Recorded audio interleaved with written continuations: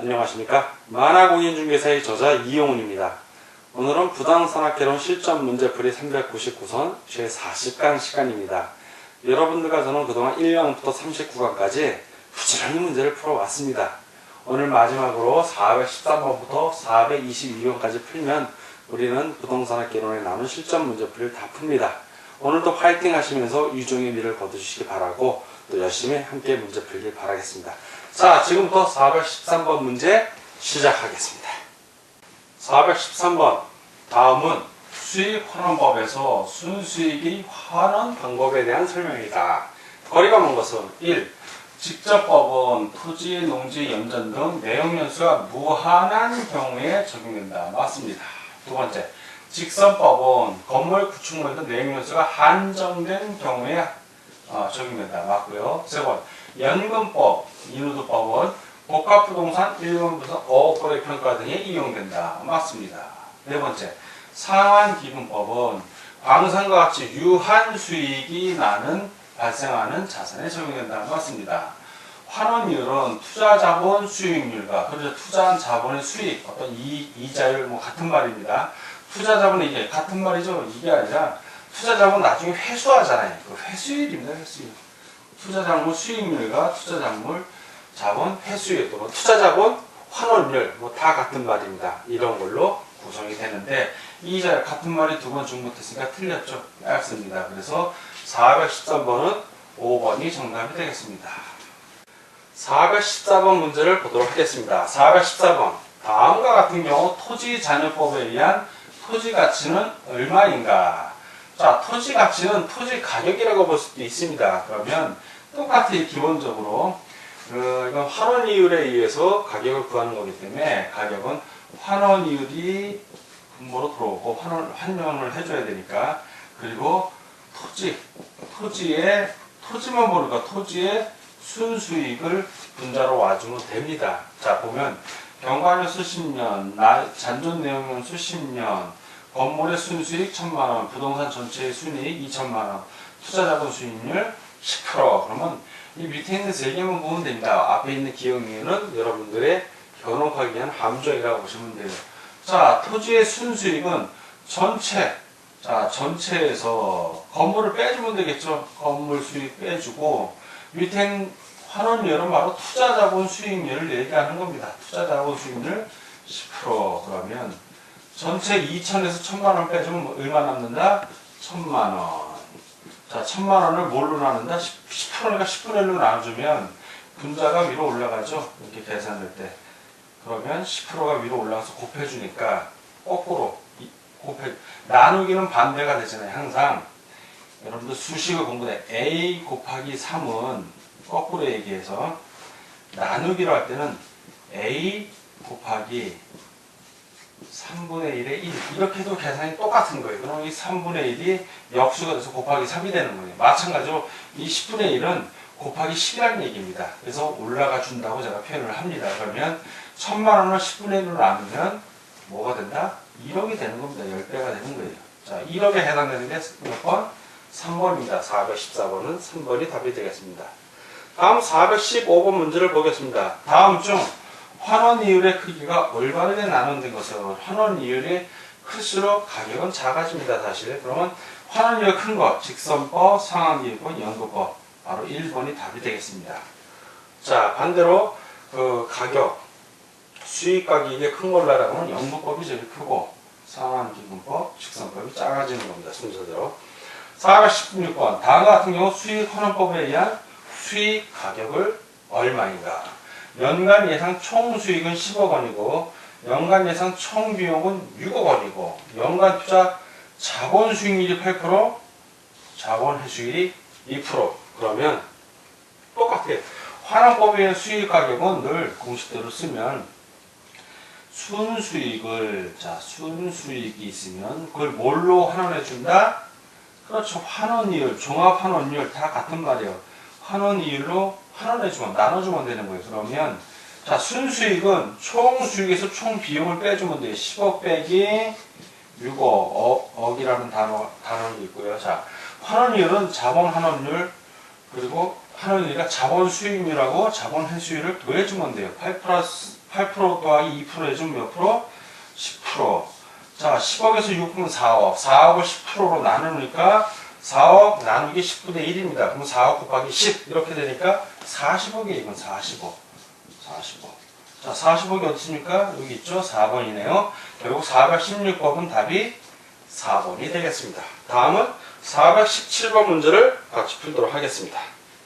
417번 임료평가에 관한 설명 중 틀린 것은, 자, 임료평가입니다. 1. 임료평가 방법으로는 임대사례 비교법, 그렇죠. 임대사례를 비교해서 임대를 평가하는 겁니다. 적산법에 있죠.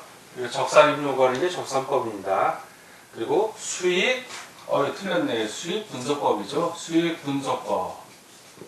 수익 방법에는 가격을 구하는 수익 환원법. 환원법은 요거는 가격을 구하는 거죠. 가격. 우리는 지금 임료를 평가하는 거니까 수익 분석법을 해야 된다. 이거 틀렸네요.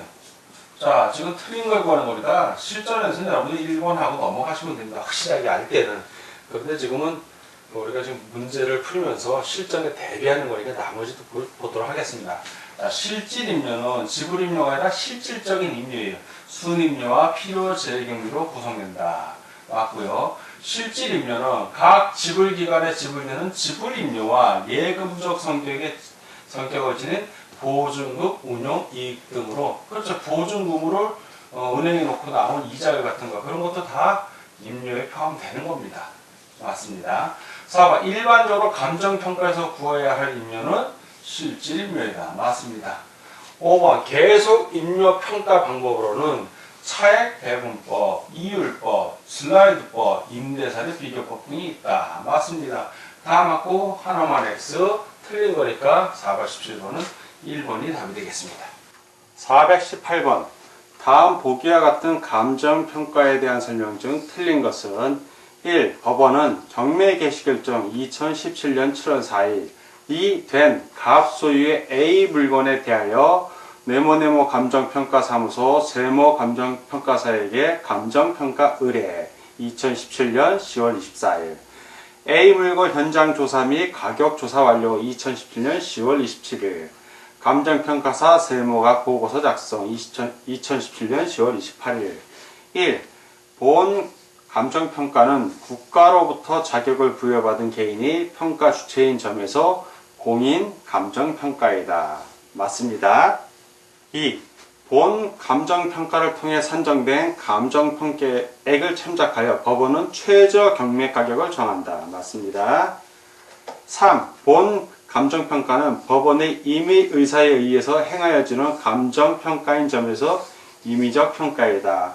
이건 임의적 평가가 아니라 필수적입니다. 필수적 평가. 필수적 평가라는 것은 어떤 사유에 의해 이해관계인이 의무적으로 일정한 평가기관이 행하는 평가를 받아야 하는 것을 말합니다. 보상평가, 경매평가, 과세평가, 공시지가 결정 등이 필수적 평가에 해당이 합니다. 그래서 X. 4. 본 감정평가의 가격 시점은 2017년 10월 27일이다. 맞습니다. 5.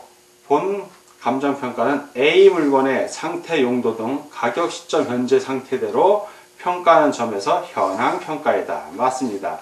다 오고 하나만 X, 틀린 것을 고르니까 418번은 3번이 정답이 되겠습니다. 다음 문제를 보겠습니다. 419번 부동산 가격 공시에 관한 법률에 따라 정부는 부동산 가격을 매년 공시하고 있다. 다음 설명 중 옳은 것은 1. 일반적인 토지거래의 지표가 되며 국가, 지방자치단체 등의 기관이 그 업무와 관련하여 지가를 산정하는 경우에 적용되는 것은 시가 표준액이다. 이게 시가 표준액이 아니죠. 표준지 공시지가입니다. 표준지 공시지가. 그래서 X. 2. 개별주택 및 공동주택의 가격은 주택시장의 가격 정보를 제공하고 국가, 지방자치단체 등의 기관이 과세 등의 업무와 관련하여 주택의 가격을 산정하는 경우에 그 기준으로 활용될 수 있다. 맞습니다. 3번 개별 공시지가에 대하여 이의가 있는 자는 개별 공시지가의 결정 공시일부터 30일 이내에 서면으로 국토교통부 장관에게 이의를 신청할 수 있다. 국토교통부 장관이 아니라 시군 구청장입니다. 시군 구청장. 그래서 X 4. 시장, 군수 또는 구청장은 공동주택에 대하여 매년 공시기준일 현재의 적정 가격을 조사 산정하여 중앙부동산평가위원회의 심의를 거쳐 공시하고 이를 관계 행정기관 등에 제공하여야 한다.